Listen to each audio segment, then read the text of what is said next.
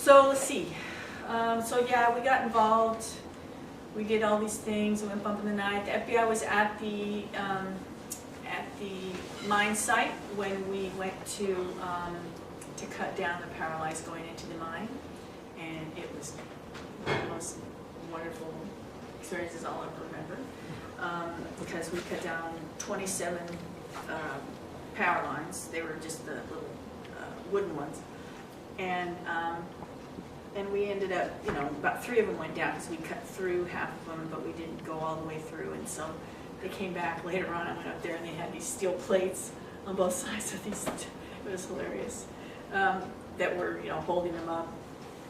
But the fireball went from when we finally dropped that one, and it went all the way to where the mine was, and just kind of blew up all the lights in the mine. Nobody got hurt. It pissed the feds off, really pissed the mine people off, because when they were in court years later, there's the guy, the mine guy, finds out that the FBI was all over the woods that night and did not stop us. And years later, when I was working at a crisis youth shelter, one of the girls that I was working with, who worked a night shift as well, said, yeah, and she told me about this experience she had in the middle of her and her 5 kids went out camping with her husband, and they were in the area, and there was cops everywhere, and they're like, what is going on? Oh my God. So I have evidence. It wasn't like they, you know, they didn't say they were there. We found out, you know, lawyers found this stuff out, and we got them to admit it while the miner was standing there, sitting there on the stand. It was great.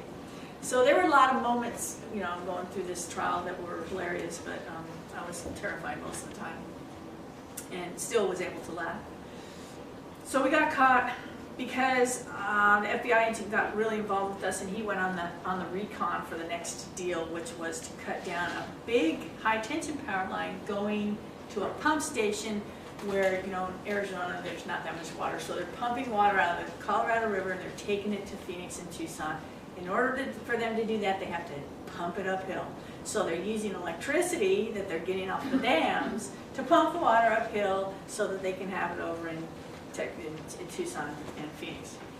So we decided, well, if we cut a power line in one of those areas, it's not going to be, you know, messing up a hospital. It's not going to hurt, you know, it won't be something that the feds can grab onto and make us into terrorists, we thought.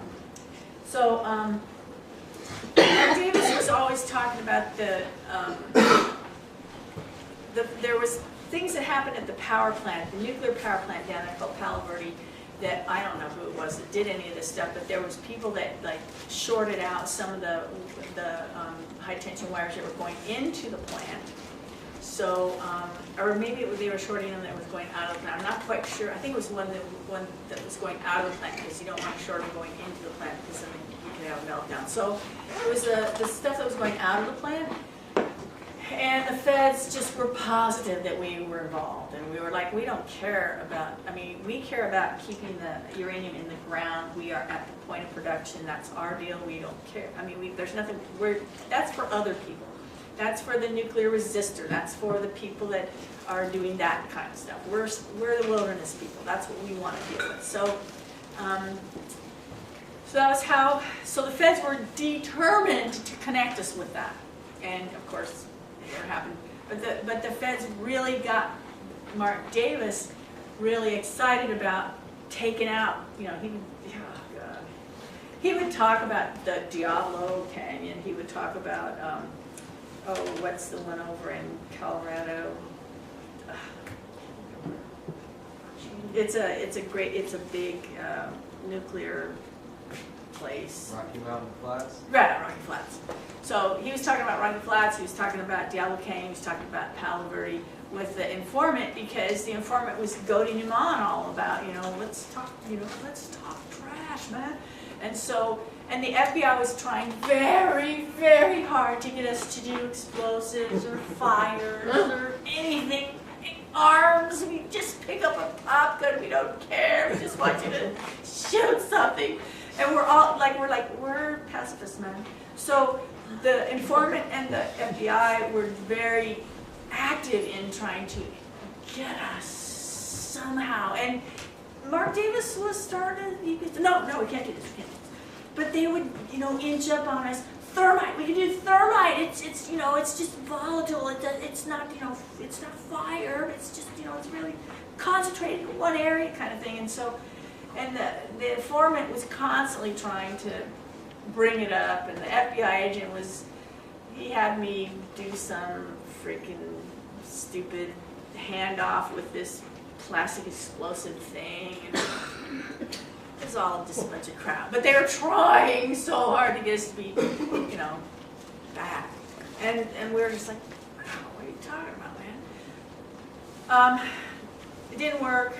They didn't have a case. It took them a couple of years. When we got arrested, we went to, the FBI agent went in to help us with the, with getting set up at a place where we could cut down this big power line. Mark Davis was going to use an acetylene torch on the big I-beams. I was going to be a lookout, and so was Mark Baker, and Mike Fain was the FBI agent, and he was going to be there. And he brought his truck, his acetylene, he bought the acetylene, and so he set us up. He was like, you know, our benefactor, right? And then we went to this place. He did the recon with my friend Mark Davis, and the recon was just set up perfect for an ambush. And so we're driving over there, and I'm freaking out because there's some part of me that knows that I'm just going down, but I'm just in so much denial about it. I was in denial about it because I had a crush on the FBI agent, and I wasn't listening to my body, which was just really freaking out. So we're driving down there. I see lights going off the roads in front of us and behind us. I'm like, that's weird. We go off the road. I'm, you know, wearing my tennis shoes with my wrapped feet in duct tape, and Mark Baker is walking around planks on his feet, calling him a duck. It's hilarious. And then Mark Davis was wearing socks on his shoes so that, you know, our footprints would not be. So we're, you know, the Over the Hill gang. We were a bunch of old aging hippies. We were acting like, you know. So we get out there. The FBI agent, the agent is, he's like listening to everything. He's got everything recorded. We recorded the conversation in the truck. When I finally heard the conversation from that, when I was with my lawyer, I was howling with laughter because we were so jacked up on adrenaline and scared to death and all the stuff we were going to do, and oh my God. So we get out there, and I'm standing there with the FBI agent who's holding a blanket around Mark Davis so that you can't see the acetylene torch going off, and we see a flare go off, and I'm like, what's that? And then we hear all these metallic clicks, and then we hear, "Oh, it's the FBI!" And I'm like, oh. And it felt like I was in a movie. It's like, holy shit, what's really going on? And it took a while to sink in. And I heard them say it again because things were starting, people were scuffling around, and Mike Fain was scuffling with Mark Davis, and all of a sudden I just turned around and ran as fast as I could out of there. So the first thing that happened is I got hit in the leg with a stick that ran into a branch, and that was the tree telling me to pay attention, girlfriend. You got to get really serious about this now. You cannot panic. So that got my attention, got me settled down. I got into a wash, and we're in the desert, and I'm very familiar with the desert. The desert is not a place of adversity for me. The desert is home for me. I felt quite at home there. As soon as I got over the initial panic and shock, and I started moving through the the desert in the wash, and all of a sudden this freaking Black Hawk helicopter turns on its lights, and it flies up right over me, and I'm going, I'm dead. So I climb underneath a tree, a Palo Verde tree, and I just roll up because I know, I take my glasses off immediately, I know that they have lights. They have infrared scopes, they can see me. And I just know they're going to stop me or shoot me or something. So I'm just like, oh my God, please. So it flew away. And I untangled myself from the tree. Thank you very much. Started moving again.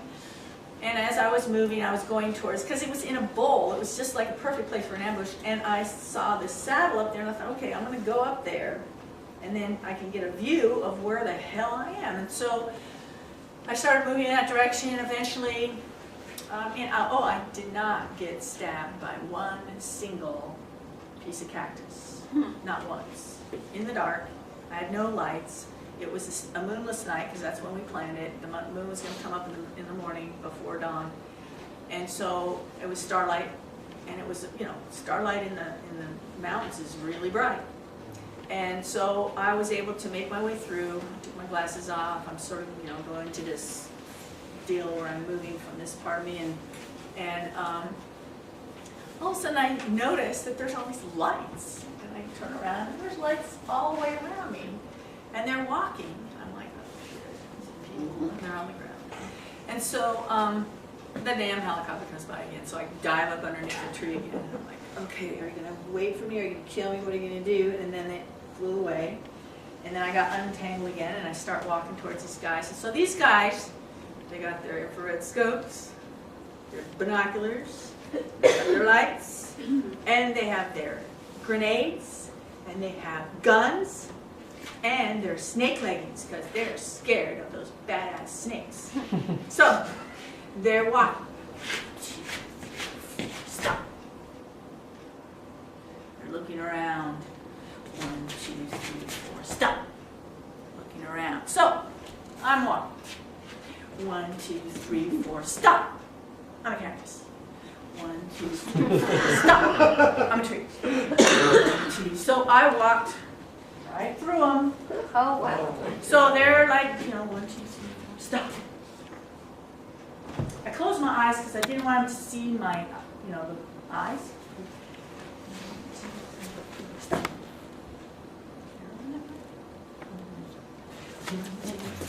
Stop. And then when I got on the other side of them, I ran like hell.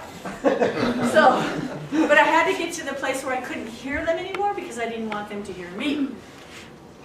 So that was how I got through them. They're the elite SWAT team. They are the anti-terrorist league. Be afraid.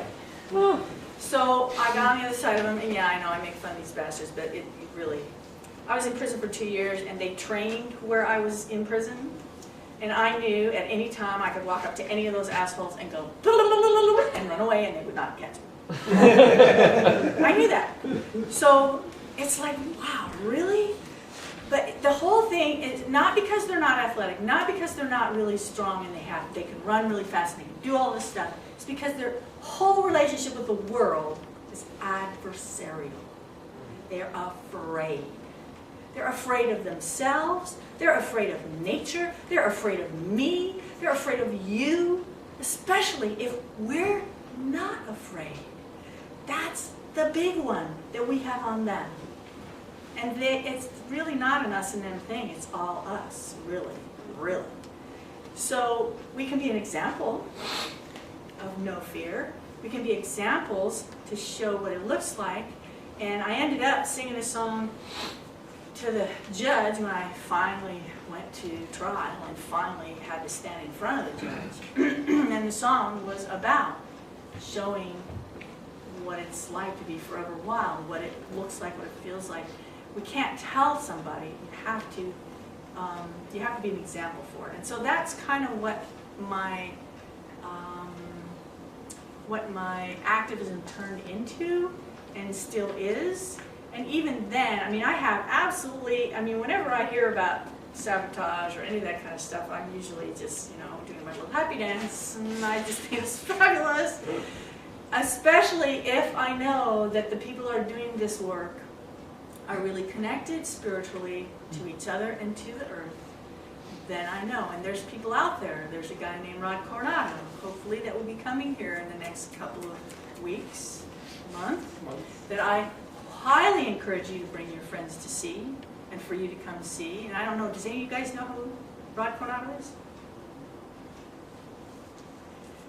Rod Coronado at the tender age of 19 with a friend who was sailing around on the good ship, Good Shepherd, the Sea Shepherd, and he was with a guy named Paul Watson, who's like famous in television now. I can't even believe he's got like War of the Worlds or some shit. He's Whale Wars or something like that. But anyways, he's captain of this boat, and Rod was on the ship with him and doing all these high seas, hijinks and stuff, and he shows up in Reykjavik in Iceland, and there is a moratorium on whaling. And nobody is whaling except for Iceland, and they have 3 whaling ships. And so Rod and his friend David walk onto the whaling ships, pull the plug, and sink them in the harbor. 19 years old. Then there was one ship that they didn't sink because there was a man on it, and they didn't want to hurt him. They were very, Then they go to the whale processing plant and completely trash it. Completely. I mean, just, hundreds of thousands of dollars worth of damage. And then the next day, they go public. Say, hi, we were the ones that did that. What are you going to do? And so Iceland was, being scrutinized by the whole world, and they were like, we're mad, but we can't do anything about it, because if we did, we'd get in trouble somehow. It would be very embarrassing. So they didn't do anything with them.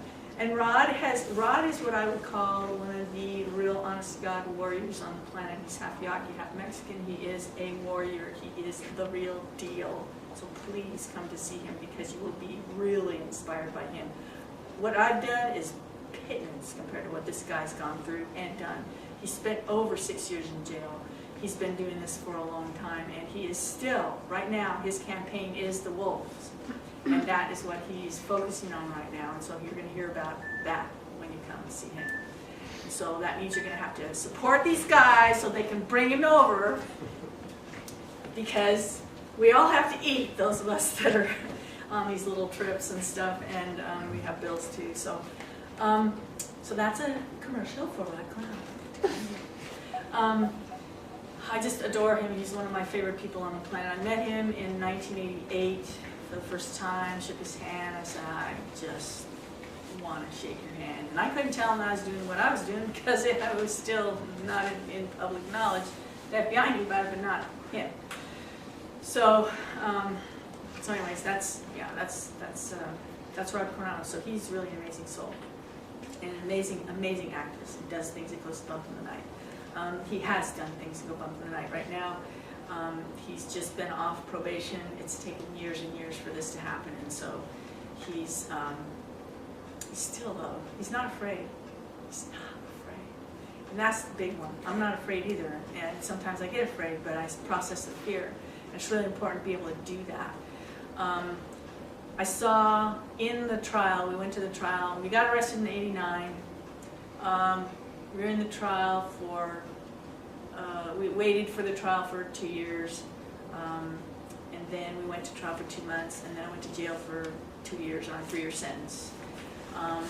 The judge wanted to put me in jail to show me a lesson, and I was like, fine, knock yourself out. Ilsa went to jail for 2 months. Martin Baker went to jail for 6 months. He was in a city jail. It was total torture. I was in like Club Fed. It was like a small little satellite.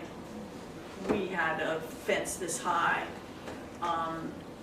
There was, an outdoor place I could go run every day. There was, I worked at the training center where I picked up bullets while they were shooting, or after they were done shooting, and cleaned their targets and punched FBI agents out in cardboard, and usually put the names on them, and it was really fun.